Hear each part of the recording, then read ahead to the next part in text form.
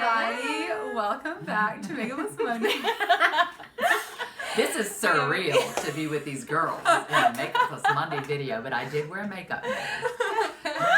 But this is a dream come true. A dream come true.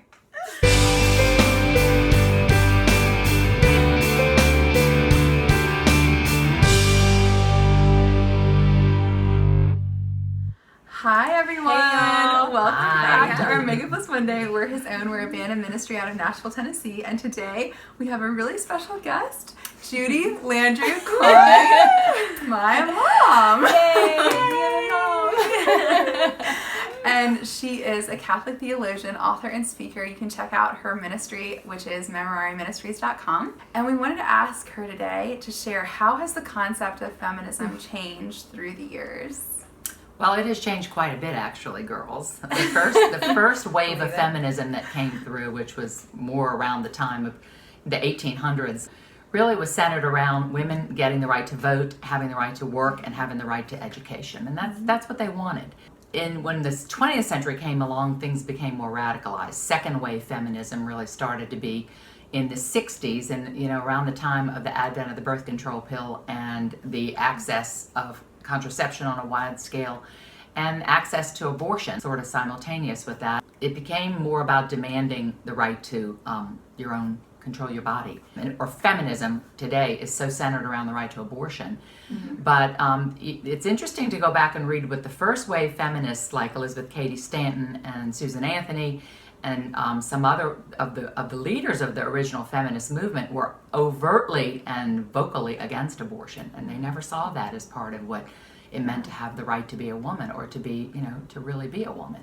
So it's changed quite a bit. What about for you personally? How would you say your view has changed with that? Yeah. So I started off with the mindset of sort of being over and against men and God and the world, and thinking that that's the posture I needed to assume as a woman, was that I had to fight for my rights and I had to fight against any perceived violation of what I wanted, which is really radical freedom, radical autonomy with no boundaries on it. And so for me, my conversion has really been about coming to understand that to be a woman is to be an image of Our Lady, really, which is to open our hands to God in love and faith and trust and say, fiat, let it be done to me.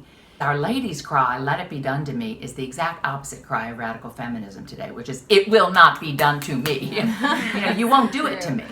And so really they're the antithesis of who Our Lady is. So I've had to, God in His mercy has had to unravel a lot of the things I thought and learned as a woman in this culture. But the posture becomes one of surrender and one of obedience. And those are not real popular words in the world today. Yeah. And by surrender and obedience, you're really talking a lot about surrender and obedience to the Lord, not just to anything out there. Absolutely, surrender and obedience to God. But even as a woman, and because we know God's our Father, and this is how He's revealed by Christ, so many of us feel like then we're against God, and we have to, change the image of God in order to make the image of God align with who we think God should be, like Mother Earth or some feminist goddess or something. So to say God's our Father means, for me, I had to open my hands in trust and get off of that whole posture that I've got to fight against men in the world and against God out of fear. And I think so much of it is fear-based, and it's based on woundedness and misunderstanding of who we are and who we're called to be. We're not going to be crushed when we open our hands. When we open our hands, I think so many of us are afraid we're going to be crushed as women. But God wants to give us good gifts. He wants to make us pregnant with life. He wants to make us Christ bearers, that we can bring the presence of Christ into the world. In fact, I love what John Paul II had to say about women, and this is something I marvel at his teaching on the feminine genius, that women are the icon of the human person's relationship to God, meaning that women show the world what each human person is meant to be in relationship with God, which is that we are in a marriage with Him, we open our hands, we receive Christ into ourselves, we believe, we receive, we conceive, and we give birth to Christ in the world. Women, particularly because of the call to motherhood, which is written into our nature, show the world how each human person is purposed to relate to God. So it's a beautiful vocation to be a woman. and something that we should embrace as a gift from God, and not something we have to reject in order to be fully human. Just to kind of wrap it up, again, is to open, just to be open. It's so beautiful, especially for women today. Instead of having this inner turmoil to fight, the Lord wants us to receive, especially to receive His love. So, Amen.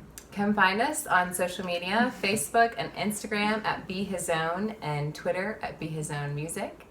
And we hope to see you soon. Come back next week. Thanks, Bye, y'all. guys. God bless you. Ciao. Bye.